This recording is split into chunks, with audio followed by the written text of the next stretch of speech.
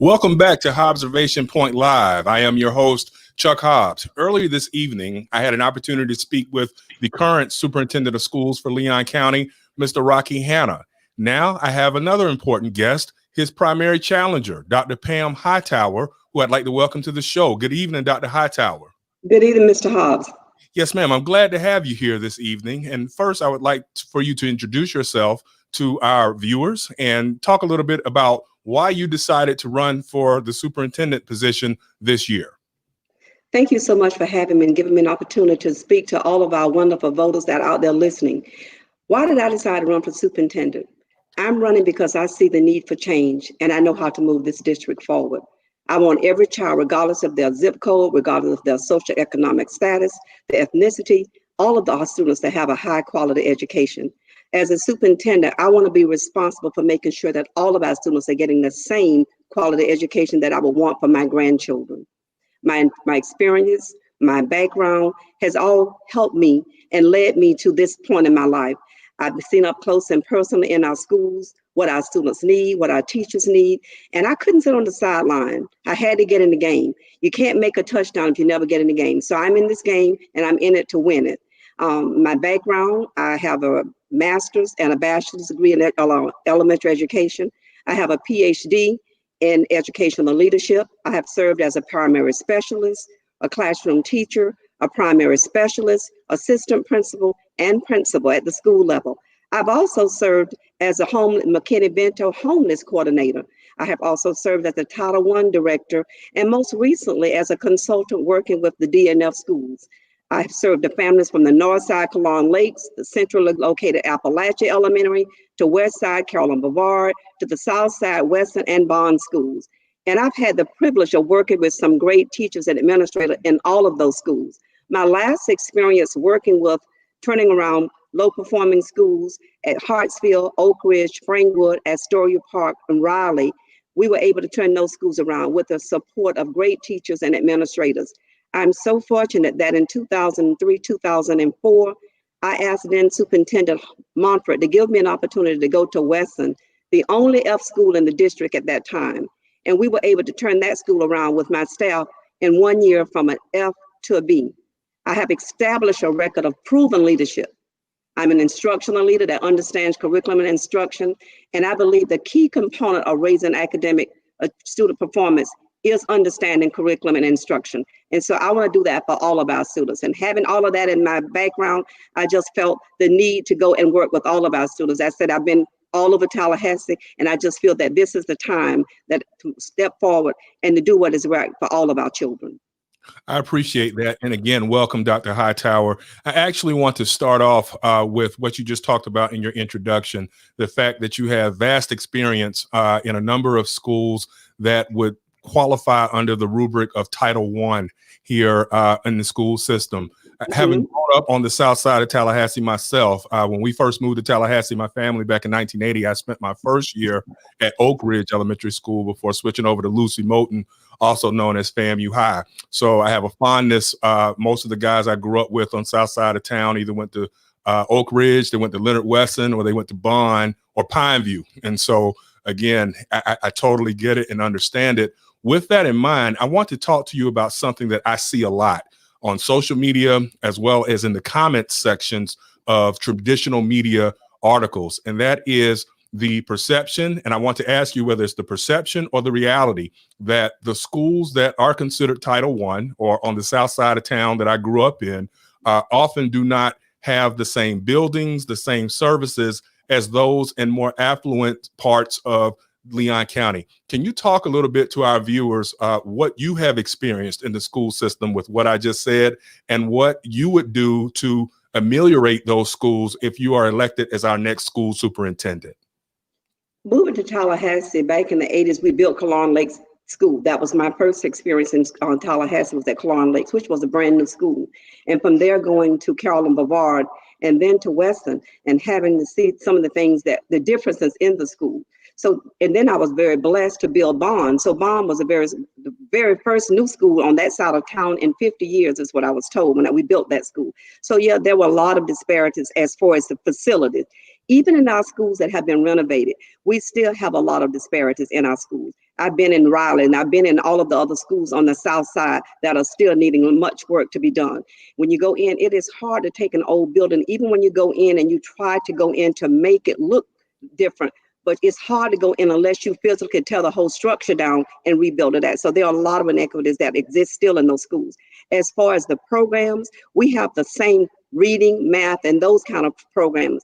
But Chuck, what you have to realize, may I call you Chuck, and you may call me Pam? Absolutely. Yes, ma'am. Okay. What we have to realize is in a Title I school, when you have 98% of your students who are coming from impoverished situations, are coming from homes that don't have a lot of books and don't have the kind of parental support that we may have on the other more affluent schools. Or when our school can raise, at Kalon, we could easily raise $50,000 on a fundraiser. We are struggling to raise $5,000 on other schools. So those inequities still exist.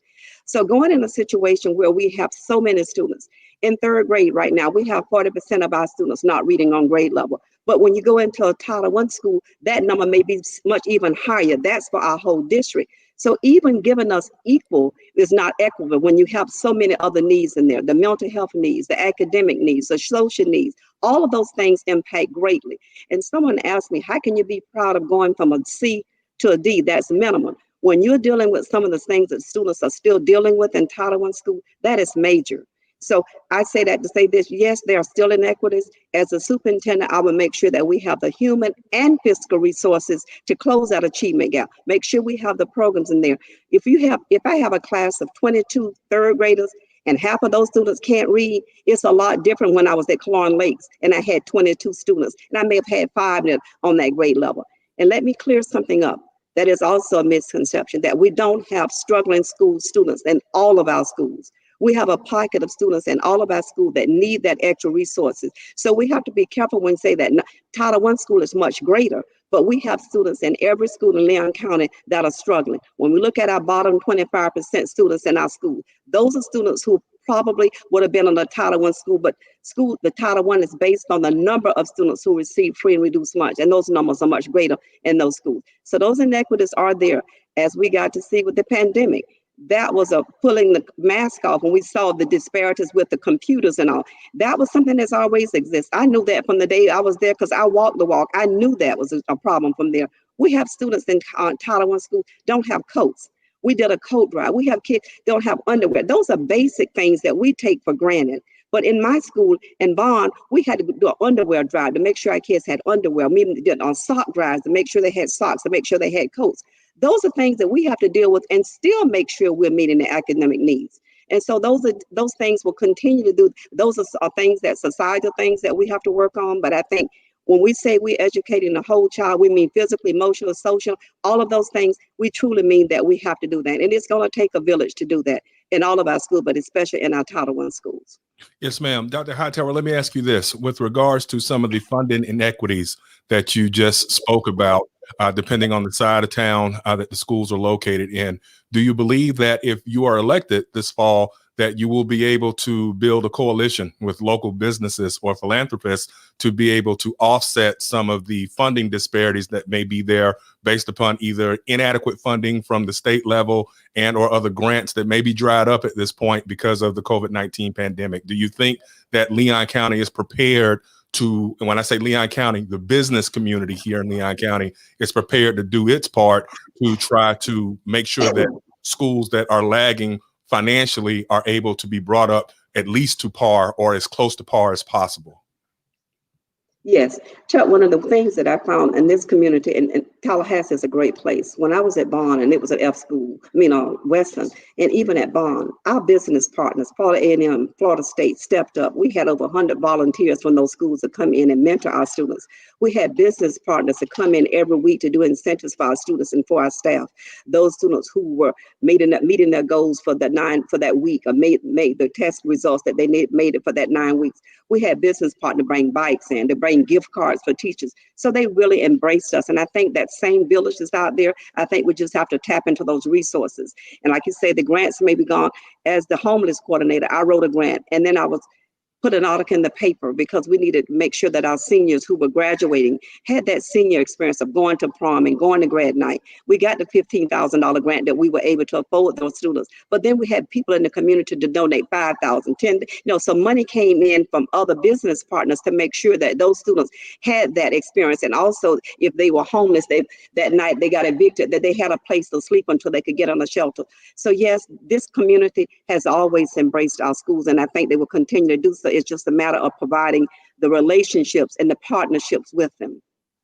Yes, ma'am. You raised another point that I found to be profound, which is regards to the fact that once COVID-19 hit earlier this year, the old cliche that if certain segments of America get a cold, Black America tends to get the flu.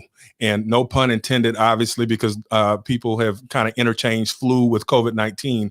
But my question is this: understanding that there are so many students here in Leon County who, when it was time to shut down this past spring, lacked the technology. They did not have the desktops, the laptops. Some houses did not have Wi-Fi. Some students were not able to even get fed if it was not for the philanthropic aims of churches and or some of the local schools and businesses who kicked in to make sure that people, even through the summer, could come by and get at least a lunch before the day was over. With that in mind, let me ask you this. I want to talk about COVID-19 a little bit. What are your thoughts about how the county structure as it is currently comprised has handled COVID-19 from an administrative standpoint from March until now? That is interesting. No one could see this coming, but once we saw that it was coming, we needed to make sure that we were planning and including all of our stakeholders. Like I said, we're not responsible for it. We're responsible for the way that we reacted to it. And I think that was a little behind the ball where we reacted to it, reacted to the COVID-19, having to shut school down and go home on a moment's notice. We knew back in January this was coming. We knew in February it was coming. We knew in March it had hit and we had to go home. But I think we were still thinking it's going to go away. So in that Thursday, we got the call that we need to go home for the next week. That was on short notice. And so, yes, the district pivoted on the dime and sent them home, sent our students home. But we got to make sure that had we planned ahead, been proactive, we would have had computers. Those students could have gone home with their computers had we planned ahead. Now, what would I have done differently? I would have made sure that, knowing me in a Title I school and knowing we didn't have those computers, and since the district said this was not done because of COVID, this is something they pulled the trigger on that should have been done a long time ago. With that in mind, and our current superintendent having been in office for 3 years, that is something that could have been addressed if that was truly the case. That is something that could have been addressed a long time ago, and we would have had those on hand. But since we didn't have them on hand at the time when the students went home, and we sent the paper and pencil, and parents had to work with that. We had to work with the means that we had. But going forward, I would have made sure that all of our stakeholders were at the table. Our teachers and our principals are the front line and should have been first considered what their thoughts were. They were kind of afterthought. 17 days before school was to start, we're checking with principals and teachers to see how they feeling about going to school, what their choices. We'd already checked with parents, but we had not checked with the people who had to provide those services that were going to be on the front line. That's our teachers, our staff, our bus drivers, our paras, our cafeteria people. Those are the persons who were going to be on the front line, and they were kind of as an afterthought. I know we apologize for forgetting about them, but they are on the front line. They're the essential workers and should have been up front. That would have alleviated some of the stress that I think some of our teachers and our staff and our administrators are feeling had they been on the front end and had buy-in to the program. Because every school has special needs. Every school is not the same. It's not a cookie cut. What may happen at Bond may not be necessary for Cloran Lakes, and likewise. So we needed to make sure what we need for ESC, we may not need for another population, but including those teachers of all disciplines would have helped us to make sure we had a plan that was inclusive of everyone. And then once we got that plan, and then we need to be able to articulate that. Now, we had over like 10,000 kids at the beginning had not made a decision. Well, the only way we were asking parents was sending out on Zoom. Well, if I don't have technology at home, how am I going to know what's happening? We didn't do the school board. The school board meetings are not televised anymore. So not knowing what happened, that was a big problem. And so as a result of that, we still have 2,000 students we can't find. The other thing I would make sure, I would have, starting the year, once we've got everybody's input, I would have liked to seen us start everybody on digital for the first 2 weeks. And why do I say that? That would have given us an opportunity to see where the glitches are in case we have to revert back to home. When everybody goes back on, the bandwidth and all of that would have been, whether we would have been able to handle it. So I said I would have started the first 2 weeks with everybody being at home, following the guidelines from the state, that we would have all been online to work out those problems, and then come back to school. And then we would have known, okay, if we have to go home, we need to do this, this, and this. Now that we started school and we're 4 weeks into the district, I think now we should be looking to see what are the temperature checks, what are some things that we really need to work on. And my phone rings daily. Teachers are talking about professional development, the different platforms, the kids, not the different, I take that back, the difference materials that they're using. I can be using something at Bond and not using the same material at Springwood. And so if a child moves there, we've already been out of school, that learning gap is getting even further. So how are we going to close a learning gap if we're not having consistency with our instruction as they're going from school to school? And so those are some things I would have looked at differently. The first thing would have been to make sure that we had the resources for the students who are going to be home. Kids need their textbooks home. Everybody does not learn. We can't all make all sure all kids are looking at a computer. They can't look at a computer all day, but if I have my textbook, I can follow along. If you have visual, kinesthetic learners, so they need all of those modalities, making sure that we are touching all of those. The other thing that I would have done is made sure we have, what, 30 some teachers who resigned. Had we talked to teachers up front, we would have known those teachers who had those special health issues or had parents that they're taking care of that they could not afford, or sick husbands or wives that they could not afford to come to brick and mortar. So having talked up front to our teachers, to our bus drivers, to our whoever, all of our employees at the district, then we would have known that those things and could have put a plan in place and not lost 36 teachers. And to this last week, according to the Tallahassee Democrat, still have over 20 classrooms being taught by subs. Those are just a few of the things that I would have liked to have seen us do. Yes, ma'am. And you said quite a bit, and I want to unpack a little bit of that piece by piece with regards to COVID-19. One of the things that you said early on was with regards to ESC students. And I want to add, ESC can be a broad rubric, but I also want to talk about students that may have learning difficulties, autism, ADHD, that are not at the brick and mortar schools right now, but are at home. How concerned are you about them being provided the services that they need, that they would get during an ordinary school year, but may be lacking right now because they are at home and we are not quite sure what level of supervision or capabilities their parents may even have to address their special situations?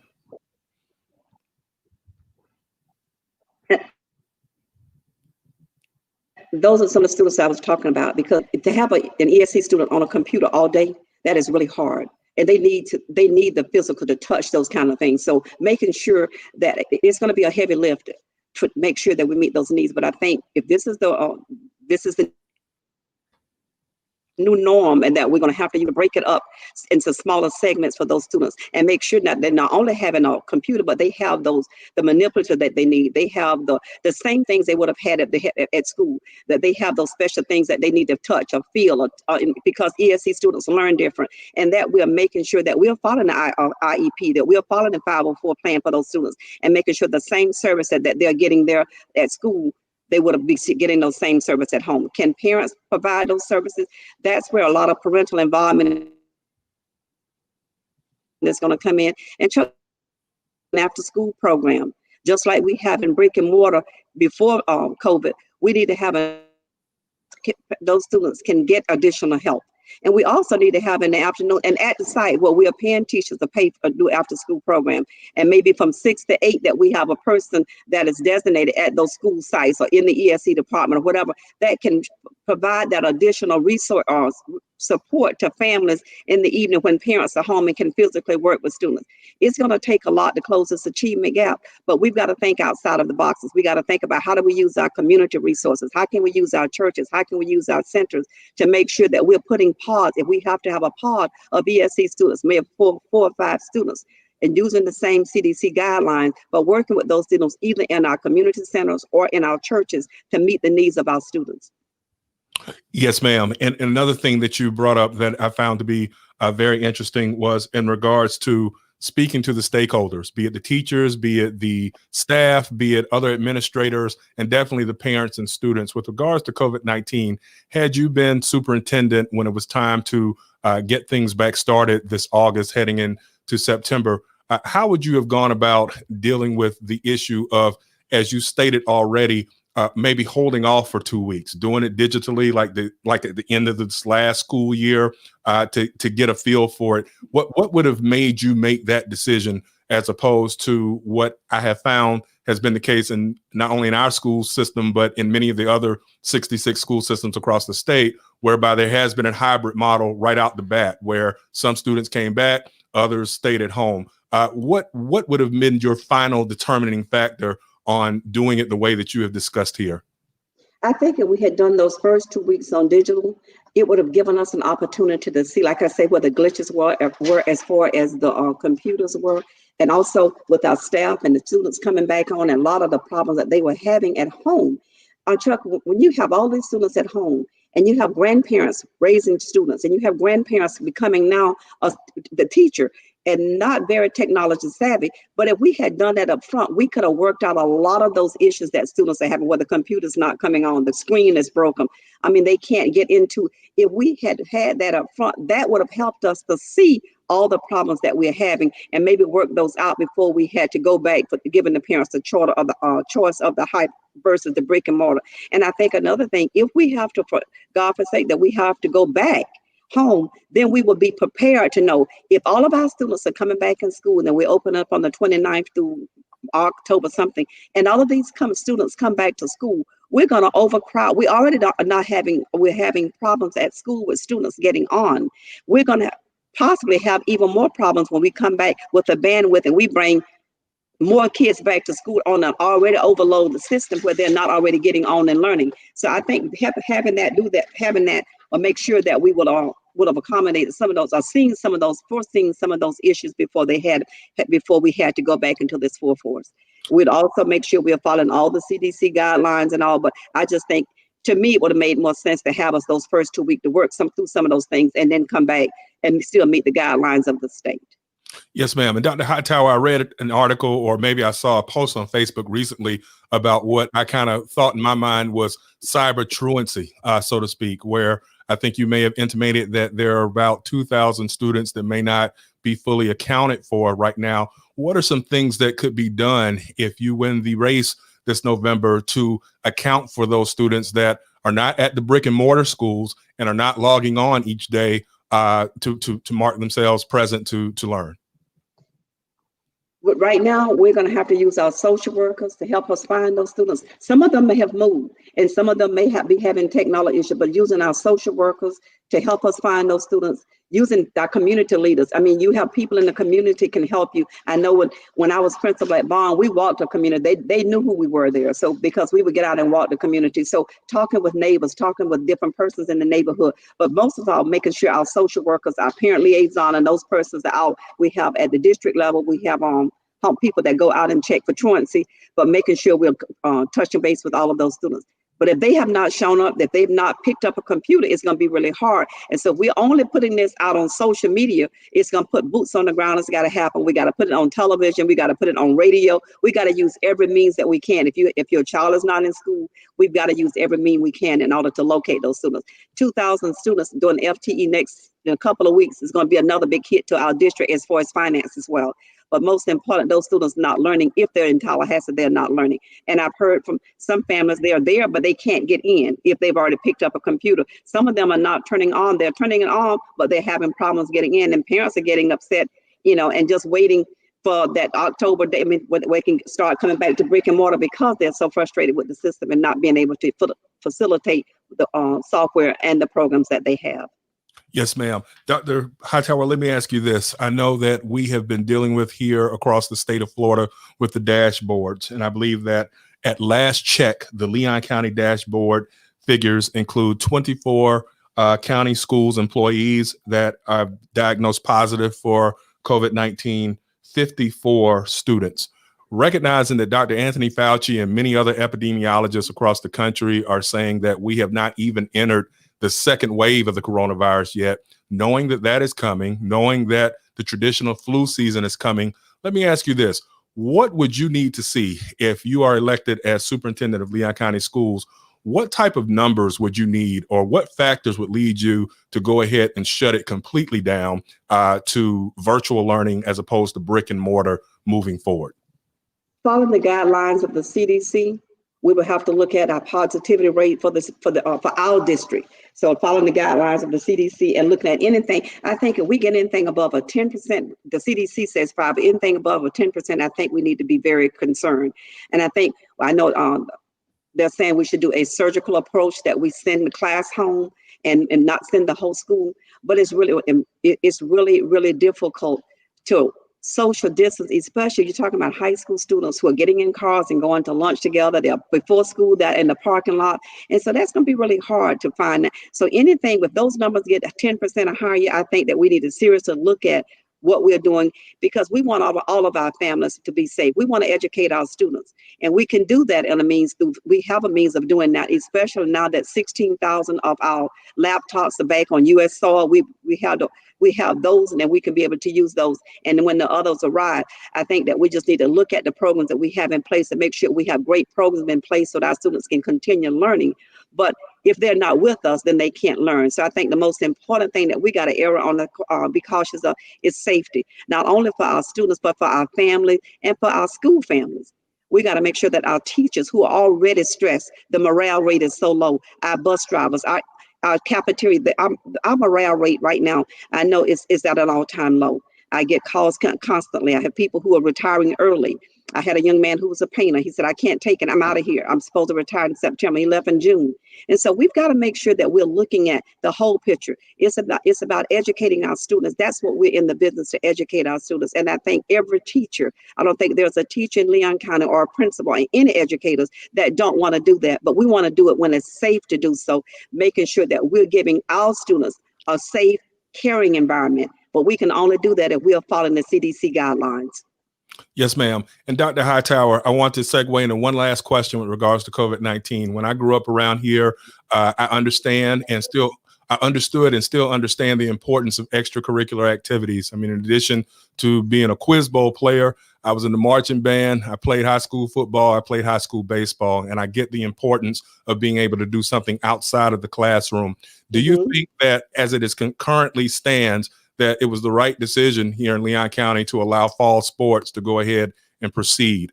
Had you been superintendent, would you have made the same decision at this time? I think we have to look at the CDC. And I know last week we had to cancel some games because of the number, because of I think there was some concern at Charles and one other school. I think the first thing, we're in the business of educating students, and though extracurricular activities are important, and that's a lot of reasons why some of our students come to school, but I think we need to make sure that we're providing a safe, nurturing environment. We have to follow the guidelines from the FHSA and following those guidelines.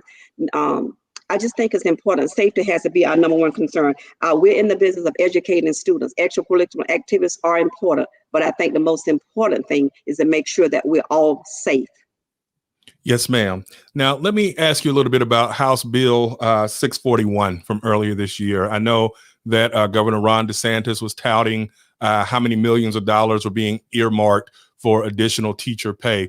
What are your thoughts on that in regards to how to make sure that not only our teachers are better compensated here in Leon County, but also the support staff, paraprofessionals, everyone who is involved in making sure that our children are successful each and every school year? What are your thoughts about raising pay?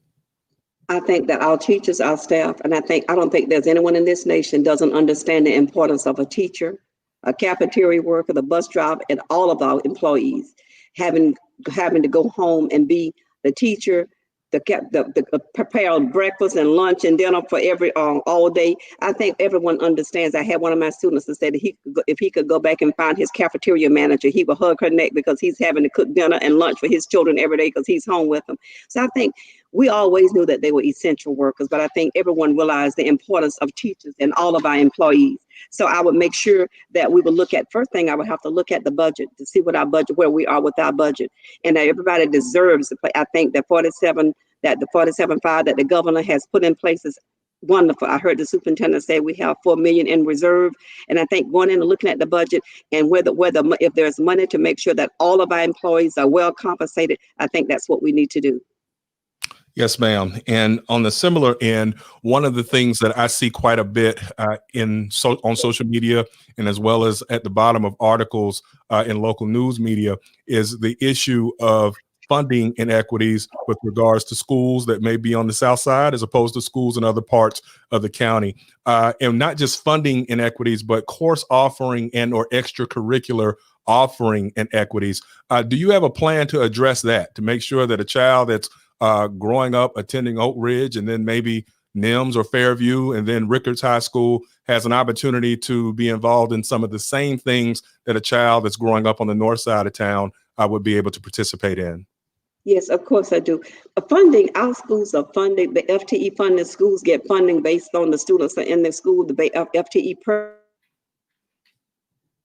child. So that Title I funds are given based on the number of students in that school. So we want a free and reduced lunch. That's what it's based on. So we want to make sure that those dollars are being utilized to fill in those gaps, not to hire teachers, because Title I schools should be staffed based on the number of students in that school, and that the funding that they get above and beyond is for the principal to put those extra programs in so that they can have the extra program. They can get the computers that they need. They can have some of those things that they would not be able to afford if they were not in a Title I school, such as the resources. Sometimes it's extra teachers, sometimes it's extra after school programs or whatever. So making sure that we are providing equitable resources to all of our schools.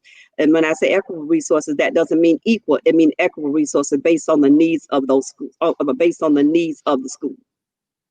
Yes, ma'am. And with regards to another issue of great importance, vocational education and certification. A few weeks ago, I had an opportunity to have a delightful conversation with school board member Daryl Jones, as well as FAMU DRS Superintendent Michael Johnson, about just that. We know that quite a few students here in Leon County are dually enrolled at either Tallahassee Community College, Florida A&M University, or Florida State University. But I know that there's also a push for students who may not want to get a 2 or 4 year degree to be able to have some type of vocational skills certification, so that when they graduate with that diploma, they will be capable of entering the workforce and earning a good living. What's your opinion on that? All of our students are not going to graduate and go to college. We want to make sure they're graduating college and career ready, because all of them may not want to go to college and they may go straight into the workforce. I have a friend whose son graduated.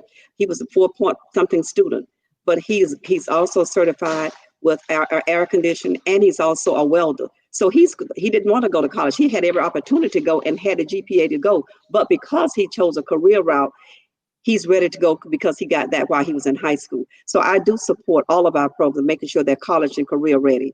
So I had a student at Vaughn. She graduated on Thursday night from Rickards, and on Saturday with her AA degree. So I think we need to make sure that we're providing students with information and their families with information so they can make those choices, whether they're going to go to college or whether they're going to go career. I think that there are many opportunities. Every time you call a plumber, Chuck, that's a lot of money. Every time you need or air condition, that's money. So we've got to make sure what the workforce need. And right now, into the medical field, we're facing with COVID-19. I had an experience, someone was in the hospital. The only nurse that was there, all the nurses were traveling nurses. We've got to make sure that we are helping our students know about those other things that they can go into, and making sure that they are either college ready or career ready. Yes, ma'am. I also want to ask you your opinion about another issue that comes up during these types of races, which is the issue of charter schools and vouchers to go to private schools. Where do you stand with respect to charter schools and or vouchers being provided to private schools to take students from the public education system and give them to private schools? I don't think we should take money from our public schools to support private schools, charter schools.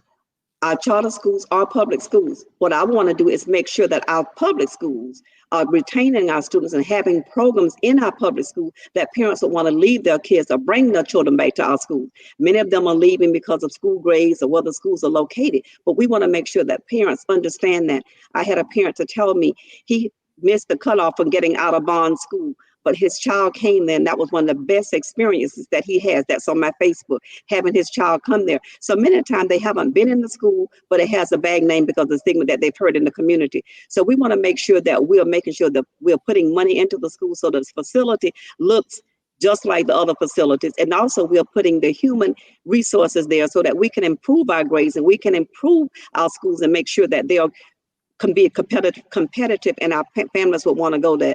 And you mentioned Mr. Jones. I love Mr. Jones. I think he is a brilliant man, and he has fought for our schools, as did Maggie Lewis when I was there. She fought for bond for us too. But I think as a superintendent, it is the superintendent's job to fight for all the schools.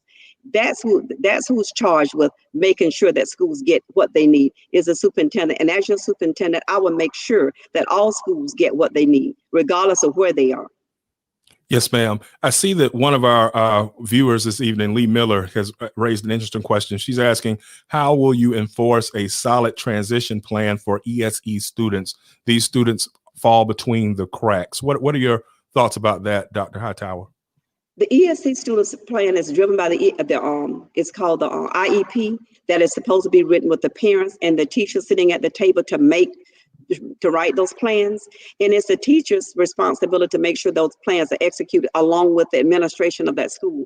And we have what is called when we meet with, every week we have a meeting with our team, and we look at those plans, and those plans are evaluated each year. So it's important that parents sit at the table and advocate for their children. But if they're not there, that is the responsibility of the leadership at that school to make sure that those IEPs are written and implemented. And we have district persons who make sure that they're monitoring those plans, because we have to evaluate those each year. The students evaluated to make sure they're making progress towards the goals that is written there.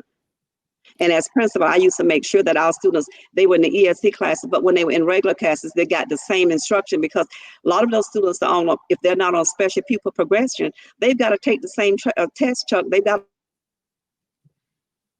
to take the same FSA test. But if you're watering down their curriculum and just giving them below grade level, they're never going to rise up to what they need to rise. So when they're in those classes, we make sure we are following the IEP, but we are making sure that we'll challenge them as well, because you can't teach them apples and expect them to pass oranges. So we got to make sure that we are making the IEP is being followed, but we are giving them on grade level resources, and we're teaching them those skills that they're going to need in order to pass that if they're not on a regular pupil progression plan. Yes, ma'am. Dr. Hightower, obviously this year there has been a big push with respect to social justice. That issue has been an issue for as long as the United States has been a country. But this past year, things have just exploded across the country with the deaths of George Floyd, Ahmaud Arbery, Breonna Taylor, Rayshard Brooks. And it seems like every week there's a new hashtag with a new young man or woman of color who's been killed by the police. With that in mind, every now and again here in Leon County, racism will rear its ugly head also. I remember a few years ago, there was an incident out at Childs High School that I and several other local leaders met with the principal and the football coach with regards to some comments that were made by an assistant coach out there at Childs High School that were racist. Likewise, I remember there was an issue a few years ago about a child student who might have been waving the Confederate flag and threatening or shooting at people with BB guns, things of that nature. More recently, there was an issue, I believe, with an educator here at one of the schools who made a comment that some called racially insensitive, some called just flat out racist.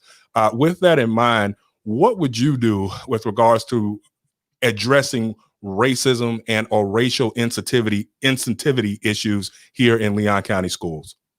Again, that starts at the head. The superintendent sets the tone for that. And I think that we're all responsible for what comes out of our mouth when it's said. We can't pull it back, and we don't understand how the person who's getting it on the other end is going to receive it. So we have to be careful when we say something in a day of social media. We have to be careful when we post, because like I said, once it leaves us, we can't determine how it's going to be received by the other persons. So I would make sure that we have sensitivity training. I think that it's critical that in the times that we're living in now, that we are making sure that we are providing an environment that is not racial, that is not insensitive to anyone. So I think that key to this is providing sensitivity training for our teachers, for our staff, and for all of our students to make sure that we're all in this together. And it's going to take all of us working on this. There are injustices that has happened over the years, but I think has been brought to the forefront. And I think America has waken up, and they are ready to close this gap, or some of the things that that has happened in our country. And the more and more that is happening, it is helping to unmask something that we've known all along that has existed. But people just didn't know how to address it. But I think the main thing is communicating and talking, having students to share some of those experiences that they're going. But right now, that has not happened up until now. But I think just sitting down, I think black, white, all of us just need to sit down and talk about some of the things that we're experiencing so that we can address those. But I think sensitivity training is crucial. And Dr. Hightower, is that something that you would advocate for to be somewhat mandatory and on the front end, as opposed to reactionary when an incident has happened and then we are called in to quell unrest? I think it's most important. Just like at the beginning of a year, there are training that we have to have, sexual harassment training that we sign off on. I think those are the kind of training that we must have, that same kind of training that we sign off, that we've done this, we've talked about that. But then we got to go back and we just can't do it at the beginning. We've got to go back throughout the year and do checkpoints. And when those things happen, I don't think, like I said, some things it may come out, maybe not the way we wanted it to come out, but once it leaves us, we can't decide how the person who's on the other end is going to receive it. So just being mindful of that. So I think I would definitely advocate for that we do this up front and be proactive rather than reactive. Yes, ma'am. And with that, this has been a wonderful conversation. The time has flown by. I would like to give you the last word. Dr. Hightower, why should the citizens of Leon County elect Pam Hightower this November? Why should the citizens elect Pam Hightower this November? Chuck, because I'm passionate about students, about teachers and staff working and learning in a safe and caring environment. I believe that every child is entitled to a quality education experience and are able to excel academically. I think these tough times are called for a leader who has compassion and passion for all of the students. I think as a superintendent, I want to work to close the reading gap for our third grade students. I don't want our 40% of our students not being able to read. I don't want our traditional graduation rate to be at 49%. I don't want our African-American boys being suspended 4 times more than the other students. We're living in an unprecedented time where experience, leadership, and decision-making is imperative. I am the leader who has been boots on the ground. I've seen up close and personal what our schools lead. I've been from Cologne Lakes to the essentially located Appalachia, to the west side, and ending my career at Bond. I've been at the district level. So I'm out there. I see what our students need. I've lived it.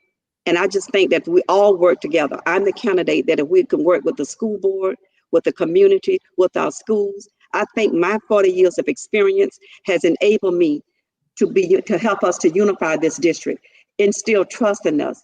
I want to lead with dignity. I want to make sure that we were being transparent and that we're responding to all of our citizens, and that I'm the voice for all of our students and all 34,000 and all of our employees.